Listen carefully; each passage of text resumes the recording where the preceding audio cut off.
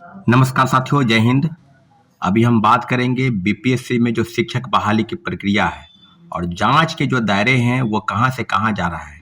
जैसा कि आपको पता है कि हजारीबाग के थाना क्षेत्रों से जो गिरफ्तारी हुई तीसरे फेज के बहाली में 275 लोगों को, सब लोगों को जेल भेज दिया गया।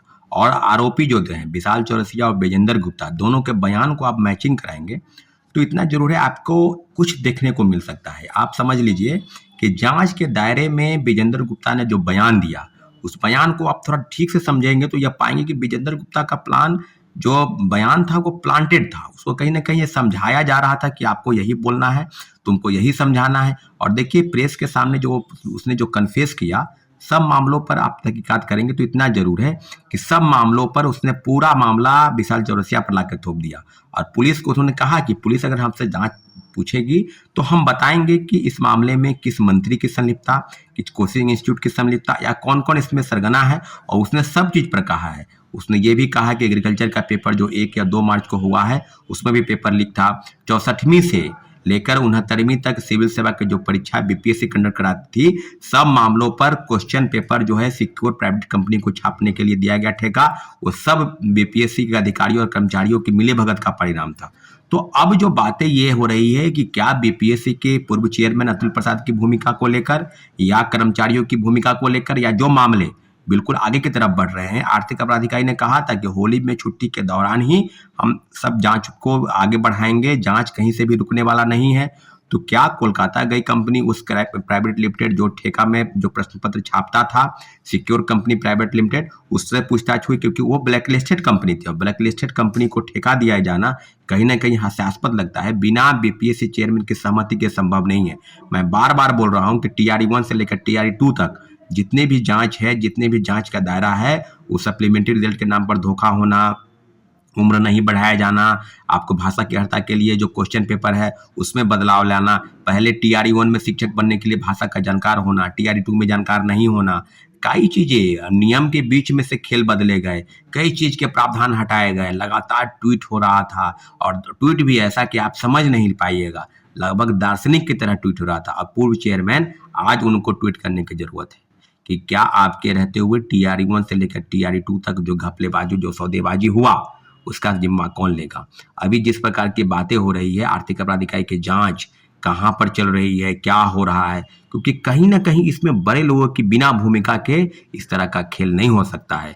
आपको याद होगा इसके पहले 67वीं पेपर लीक हम लोग लगातार बात करें तो उसमें रंजीत रजक का भी नाम आया था, जो DSP पद पर। उसने अपने परिवार के 4 लोगों को सिविल सेवा की परीक्षा पास कराई बीपीएससी, और उसके बाद उसने कई चीजें, कई अकूत संपत्ति बनाई, उसकी गिरफ्तारी हुई। वो कोर्ट में जाने के बाद उसको तुरंत थोड़े दिन के बाद बेल मिल गया। तो यह पुलिस के कारनामे भी काफी अचंभित हैं। वो कोर्ट में जो डायरी पेश करते हैं उसमें लेट लतीफी लगाता है, उसमें जो लिखता है उसमें भी कमी देता है ताकि उसको बेल आसानी से मिल सके। रंजीत, IAS रंजीत का नाम आ रहा था, उसको भी छोड़ दिया गया, उस पर भी जांच काफी आगे तक नहीं बढ़ी, वो भी गुजरात चले गए। सब मामले पर आप देखेंगे तो कहीं ना कहीं कई लोगों की संलिप्तता और भूमिका की जांच होनी चाहिए थी, परंतु हुआ कुछ नहीं। कई लोगों की गिरफ्तारी हुई। उसी के साथ ही कृष्णमोहन सिंह के साथ उसकी बातचीत जो है वो लगभग 18-19 बार बातचीत हुई, परीक्षा के 2 दिन पहले, परीक्षा के दिन भी। तो आप समझ लीजिए ना भाई कि किस संदर्भ में बातचीत हुआ होगा।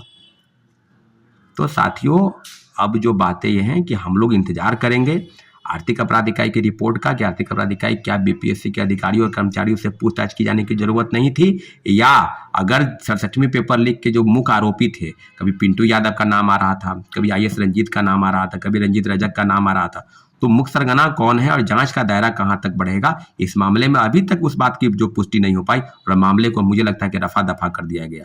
अभी फिर जांच का दायरा विशाल चौरसिया से लेकर और विजेंद्र गुप्ता तक आ चुका है। अब कई मंत्री का नाम सामने आ रहा है। आप बिहार सरकार के कौन मंत्री हैं, इस पर जांच होनी चाहिए, नहीं होनी चाहिए। आर्थिक अपराध इकाई बीपीएससी के अधिकारियों और कर्मचारियों से पूछताछ नहीं कर रही है, उससे पूछताछ करने की जरूरत है।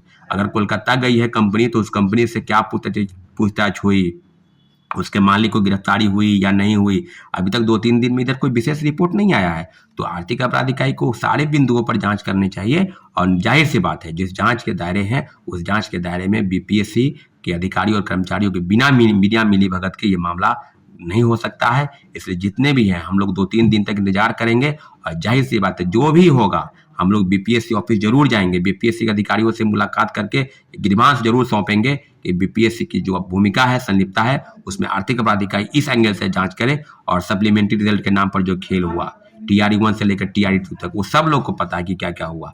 TRE 1 में मात्र 4700 रिजल्ट भेजा गया सूची और 2773 लोगों का रिजल्ट आया। TRE 2 में भी वही हुआ। 14,700 पर पूरक परिणाम जारी करने के लिए शिक्षा विभाग ने नोटिस भेजा और लगभग 1 महीना तक हम लोग इंतजार करते रहे।